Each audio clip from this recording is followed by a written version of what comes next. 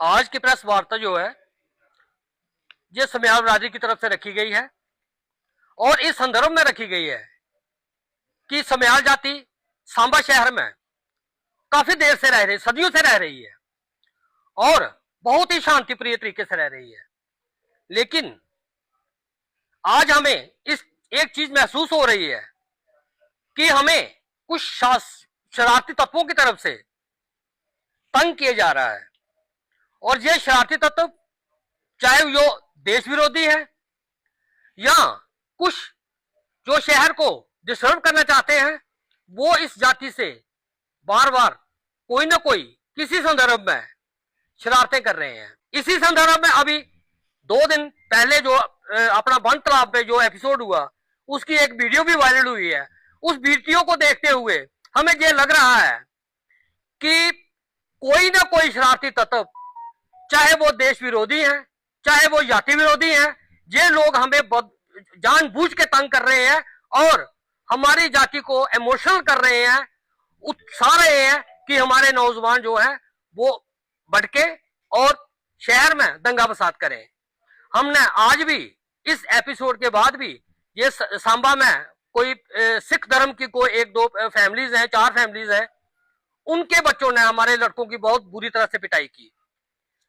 Action हुआ, police ने अपना एक्शन सही किया, लेकिन हम देख रहे हैं कि वहां पे भी एक शरारत हो रही है।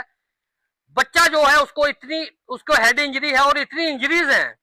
उसको जहां से रेफर किया गया एम्स में, एम्स वालों ने दूसरे दिन ही सुबह उसको वहां से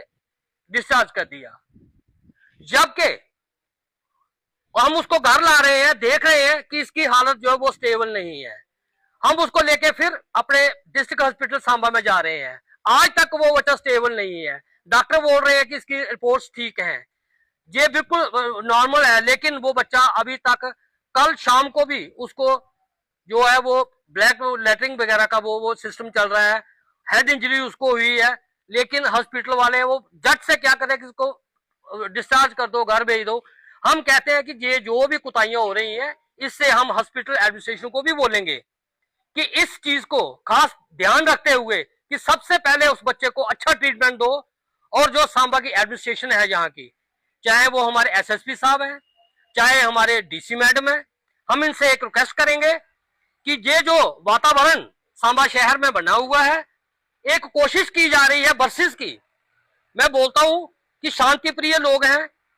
और समयाल बरादरी के लोग भी जो है वो बहुत शांति प्रिय हैं। मैं इनको बोलूंगा कि कोई ऐसी हरकत, कोई ऐसा एक्शन हमारे लोगों पे ना हो कि जिससे हमें अपने नौजवानों को समझाने के लिए भी मुश्किल हो जाए। इसलिए इन सब चीजों को देखते हुए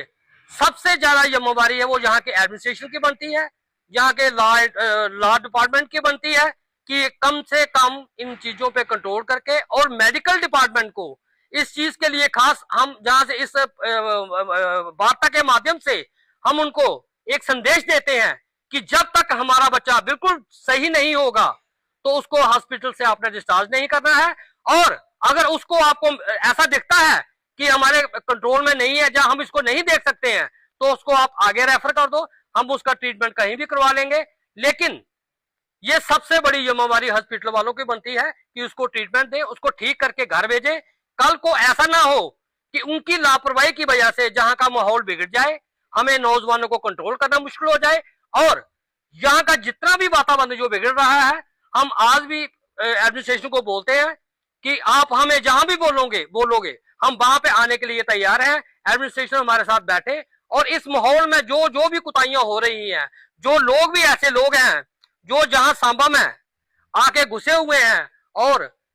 जाति विरोधी या देश विरोधी गतिविधियों को बढ़ावा देने के लिए, क्योंकि मैं ये बात इसलिए बोल रहा हूं,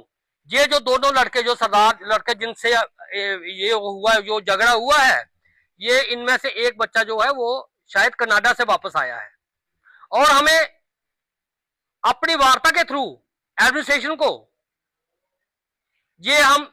समझाना चाहते हैं कि इस बच्चे की, सबसे पहले सरदार बच्चे की जो है वो इसकी शनाख्त की जाए कि वहां से ये ठीक आया है या किसी ग्रुप के साथ जुड़ा है, सांबा शहर में शांति भंग करने के लिए आया है। ऐसे बंदे को इसकी पूरी इंक्वायरी होनी चाहिए, इस पे एक सिट होनी चाहिए जो इसकी इंक्वायरी करे और क्या इसका करेक्टर पीछे ठीक है या है ही झगड़े वाला है, या जहां पे किसी ने इसको प्रोजेक्ट किया है कि जहां पे जो मेजॉरिटी में जाती रहती है आप उनसे पंगा लो और शहर का माहौल खराब करो। इन सब चीजों को देखते हुए